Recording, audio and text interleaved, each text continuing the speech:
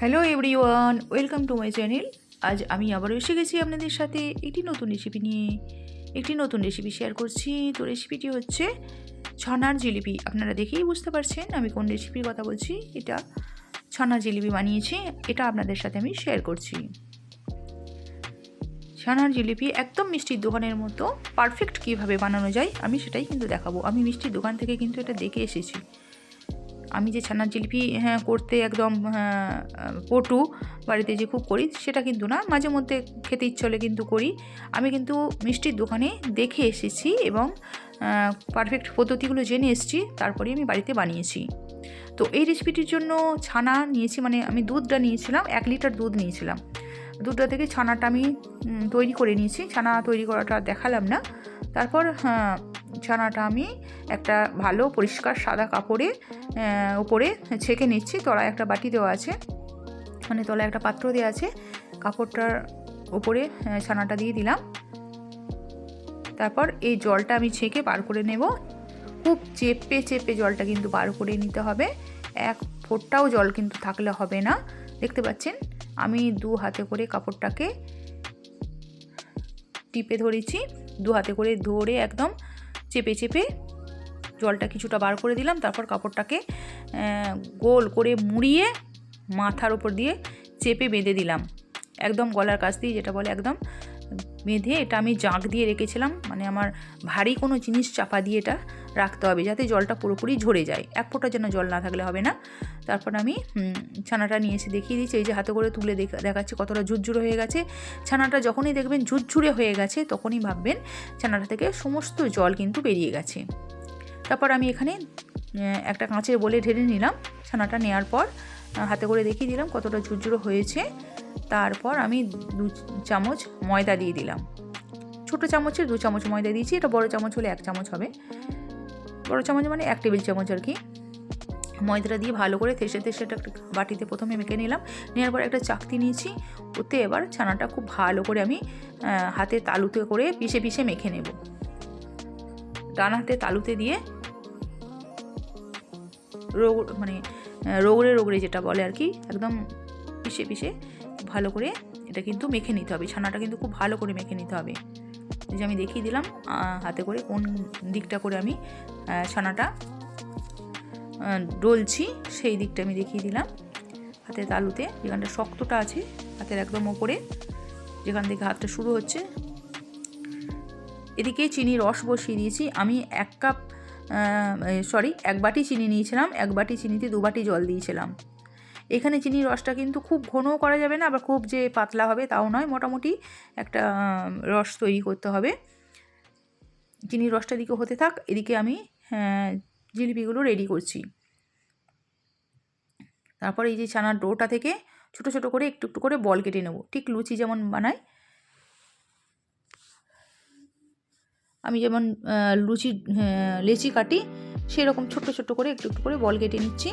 যে এতগুলো হয়েছে, 1 লিটার দুধে আমার এতগুলো কিন্তু ছানার জিলিপি হবে। অনেকগুলি হয়েছে, 13টা মতো 12-13টা মতো হয়েছে। হাতে করে গোল করে নিলাম ছানার বলগুলো দিয়ে। এবার দেখতে পাচ্ছেন আমি কিভাবে করছি, আমি সেটা দেখিয়ে দিচ্ছি।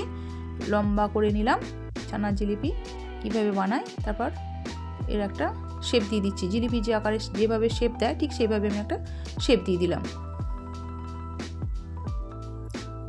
গোল করে মুড়ে এক ধারটা দিয়ে দিলাম, আবার এক পাশটা ঘুরিয়ে ভেতরে ভরে দিলাম, দিয়ে চেপটে দিলাম।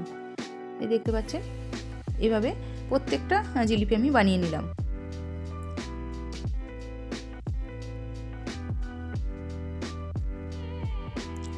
এক থালা মানে 1 প্লেট জিলিপি আমার হয়েছে। এদিকে গ্যাসের উনানে অলরেডি আমি সাদা তেল দিয়ে দিয়েছি।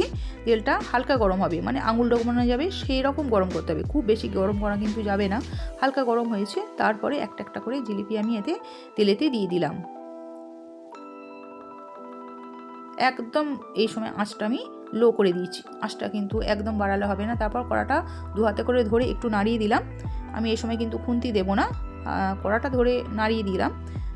জিলিপিগুলো কিন্তু চারপাশ ছড়িয়ে গেল, মানে নিজেরাই নড়াচড়া করছে। এই যে যখন আমি কড়াটা ধরে নাড়াচ্ছি দেখতে পাচ্ছেন জিলিপিগুলো কিন্তু নড়াচড়া করছে।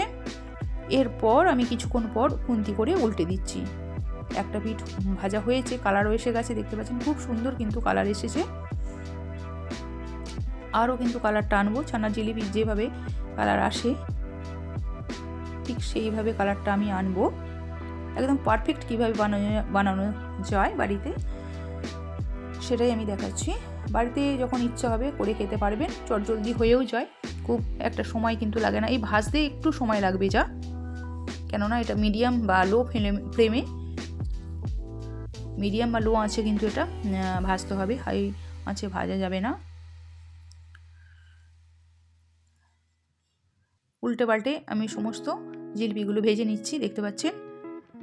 বন্ধুরা, আমার চ্যানেলটিকে সাবস্ক্রাইব করবেন এবং আমার পাশে থাকবেন, আর ভালো লাগলে লাইক, কমেন্ট এবং শেয়ার করতে যেন ভুলবেন না। এই যে দেখতে পাচ্ছেন কি সুন্দর কালারটা এসে গেছে, দারুণ কালার একটা এসেছে। জিলিপিগুলো পুরোপুরি আমার কিন্তু ভাজা হয়ে গেছে, ফার্স্টে এই জিলিপিগুলো ভাজা হয়ে গেছে। এদিকে রসটাও কিন্তু আমার রেডি হয়ে গেছে, চিনির রসটা, চিনি শিরাটা রেডি হয়ে গেছে। এবার ডাইরেক্ট আমি তুলে চিনির শিরার মধ্যে দিয়ে দিচ্ছি। এই যে ঝাঁঝি করে তুলে একদম ডাইরেক্ট চিনি শিরার মধ্যে দিয়ে দিলাম। আর রসটা আমি আগে থাকতেই বলে দিয়েছি, খুব ঘনও হবে না আবার খুব পাতলাও হবে না রসটা, কিন্তু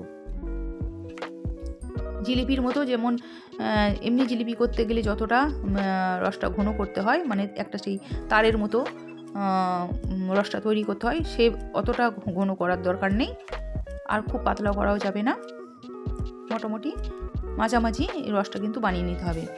শেষে যে জিলিপি কটা বাকি ছিল সেই কটা আমি ভেজে নিচ্ছি, ওই একই রকমভাবে একই পদ্ধতিতে ভেজে নিচ্ছি বাকি যে কটা ছিল।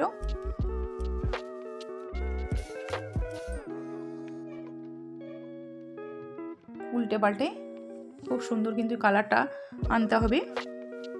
জিলিপি যেভাবে কালার হয় দেখতে পাচ্ছেন সেইভাবেই কিন্তু কালার এসেছে। শেষে জিলিপি কটা ভাজা হয়ে গেল, দিয়ে আবার ওই কটাও রসে আমি দিয়ে দিলাম, চিনি শিরার মধ্যে ডুবিয়ে দিলাম সব কটা। এবার এটা আমি ভিজিয়ে 2-3 ঘন্টা রেখে দেবো ঢাকা দিয়ে। ঘন্টা 3 মতো আমি ঢাকা দিয়ে রেখেছিলাম বাটিতে, বড় একটা পাত্রে। তারপর আমি এটা প্লেটে তুলে নিয়েছি, প্লেটে ট্রান্সফার করে নিয়েছি। এবার আমি চামচ করে কেটে দেখিয়ে দিচ্ছি কতটা নরম তুলতুলে হয়েছে, একদম মিষ্টি দোকানের মতো পারফেক্ট। এটা কেউ বলবেই না যে এটা আমি বাড়িতে বানিয়েছি, দেখে মনে হবে মিষ্টি দোকান থেকেই যেন কেনা। একদম পারফেক্ট ছানার জিলিপি আমি বানিয়ে আপনাদের সাথে শেয়ার করলাম। আজ আসি বন্ধুরা, সকলে ভালো থাকবেন, সুস্থ থাকবেন। আপনাদের সাথে দেখা হচ্ছে আমার সঙ্গে অন্য কোনো ভিডিওতে। আর আমার ভিডিওটিকে দেখার জন্য আপনাদেরকে অসংখ্য অসংখ্য ধন্যবাদ।